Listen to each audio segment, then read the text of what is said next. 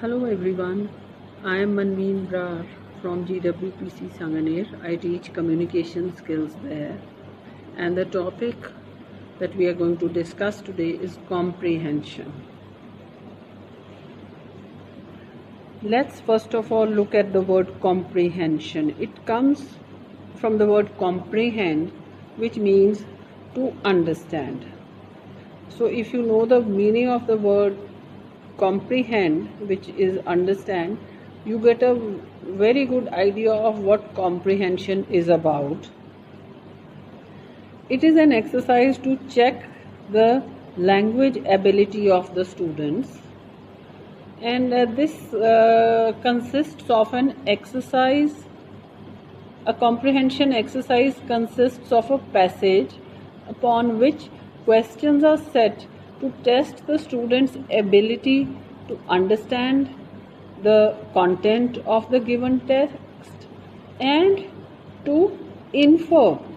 Infer means to conclude information and meanings from it. Here are a few hints. When you have to do the comprehension of a question, of a particular passage, the best way to do is read the passage fairly quickly to get the general idea, just for the general idea, a quick reading. Then the second reading very slowly so as to know the details. Now study the questions given at the end of the passage thoroughly.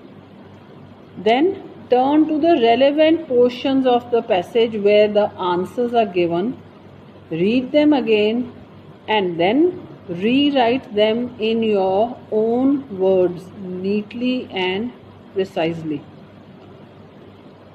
The information given in the passage may not be in complete sentences. Make sure that you write complete sentences in your answers.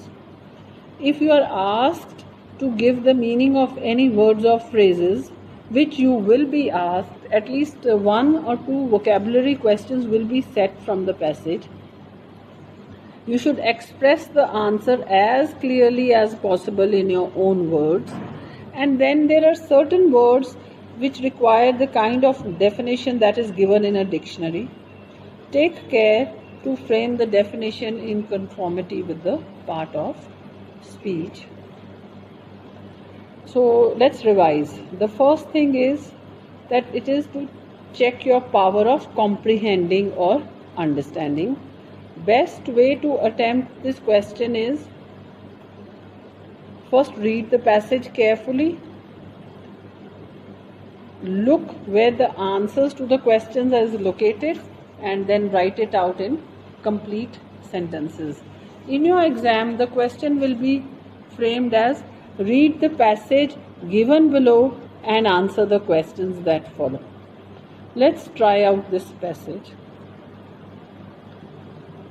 It is the height of selfishness for men who fully appreciate in their own case the great advantage of a good education to deny these advantages to women.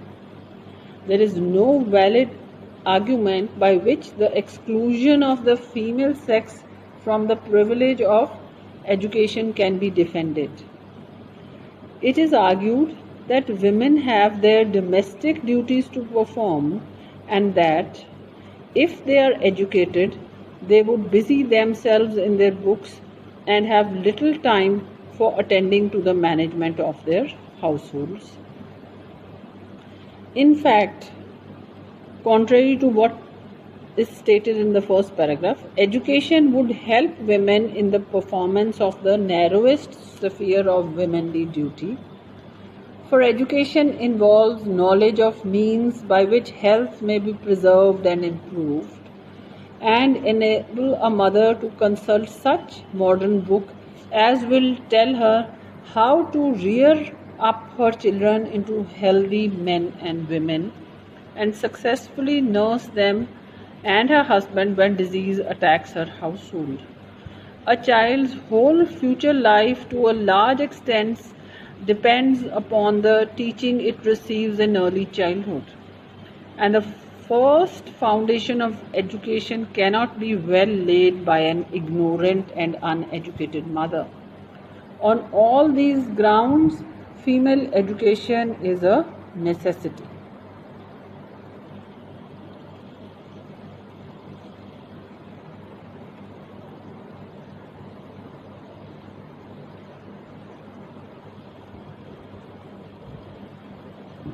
There are three questions which are given on this based on this passage. First is, what is the height of selfishness for men? What argument is given to deny the privilege of education to women? How can education help women in their duty? So let's look at the first one. What is the height of selfishness for men? The answer to the first question is normally to be found in the very first few lines of the passage. And over here, if you read, you will get an idea. It is the height of selfishness for men who fully appreciate in their own case the great advantage of a good education to deny these advantages to women.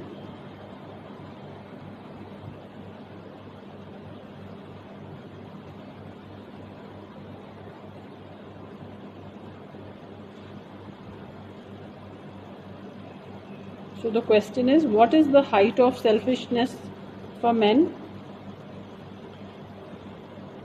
The answer is, it is the height of selfishness for men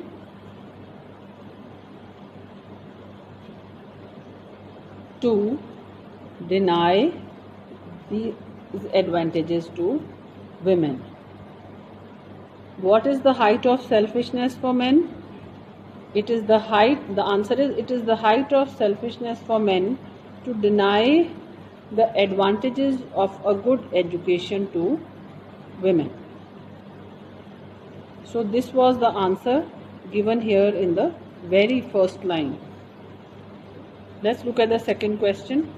What argument is given to deny the privilege of education to women? So what explanation or argument is given by society to deny women education? The argument that it is given is that if women get busy with being educated, they will not work in the house. Who will do the household work? So the reason which is given for this, what argument is given to deny the privilege of education to women? Let's look at that.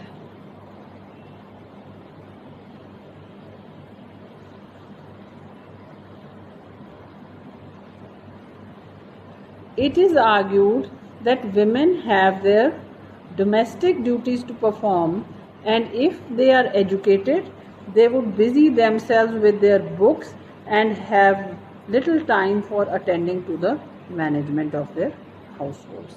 So what is the argument? The argument is that if they were educated, they would busy themselves in their books and have little time for attending to the management of their households.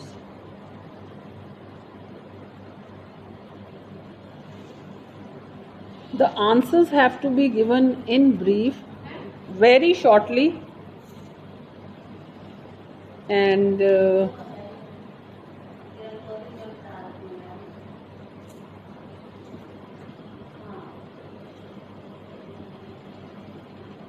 now we come to the third question. How can education help women in their duty? The answer is in the second paragraph. In fact, education would help women in the performance of the narrowest sphere of womanly duty.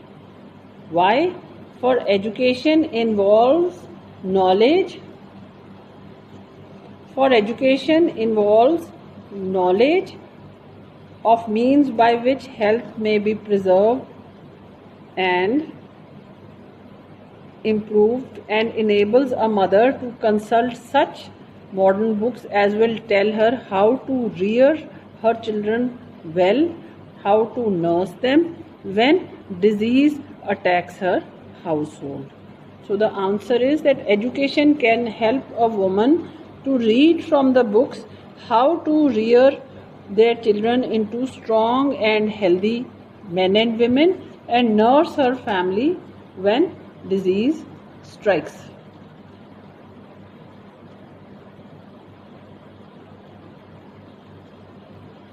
So these are the 3 questions and we found the answers over there.